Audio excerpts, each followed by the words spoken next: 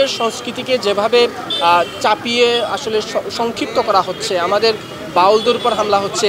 একজন ফেসবুকে আসলে একটি গান লিখেছিলেন, সেটি লালনের গান। সেই লালনের গানের দুটি আসলে তিনি লাইন সেখানে উপস্থাপন করেছেন, তাকে যেভাবে আটক করা হয়েছে, সেগুলো আসলে বাঙালির যে চেতনা, আমাদের যে মুক্তিযুদ্ধের চেতনা, যেই চেতনার কথা বলে আসলে আমাদের মন্ত্রীরা, আমাদের এমপিরা আসলে মুখে ফেনা তুলে ফেলেন, সেই চেতনাকে আসলে এই ঘটনাগুলোর মাধ্যমে আসলে সেই চেতনা পরিপন্থী কাজ করা হচ্ছে। আমার মনে হয় আমি কখনো শুনিনি একতারার তার কিংবা একটা গিটার কিংবা একটা তবলা দিয়ে কোনো অন্যায় কাজ করা হয়েছে।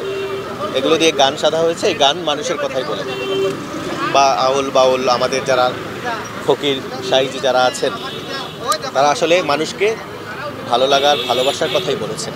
আর এই পৃথিবীতে যে প্রান্তেই থাকুক মানুষ যদি মানুষকে ভালো না বাসে, মানুষ যদি মানুষের পাশে না দাঁড়ায়, তাহলে পৃথিবীর সমাজ সংসার টিকে থাকবে না।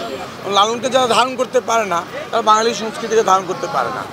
এবং একই সাথে আমি বলবো, এই যে লালনকে নিয়ে যে এই ধরনের একটা কাজ ওনারা করেছেন, তার কারণে কিন্তু সারা বাংলাদেশে এই গত কয়েকদিনে লালনের গান কয়েকশো গুণ বেশি হয়েছে। এবং আমরা আজকে করেছি, গতকালকেও করেছি, আরও করব। তার মানে হলো কি, যে লালনকে নিয়ে বেশি নাড়াচাড়া করলে লালন প্রেমী যারা আছে, যারা বাঙালি সংস্কৃতি বিশ্বাস করে, যারা লালনের দর্শনকে বিশ্বাস করে, তারা তো ঘরে বসে থাকবে না। তারা লালনকে নিয়ে মাঠে ঘাটে সব জায়গায় ছুটে বেড়াবে। তো আমরা ছুটে বেরিয়ে যাব এবং লালনকে কখনোই ক্ষুদ্র কোনো কাজে ছোট করার কোনো সুযোগ নেই। এখানে লালন কোনো বিচ্ছিন্ন কিছু নন। লালন সহ বাংলাদেশের যত গীতিকার আছেন, যত লোককবি আছেন, বাউলরা আছেন, ফকিররা আছেন, সবাই কিন্তু একই কথা বলছেন, মানুষের জয়, মানবতার জয়।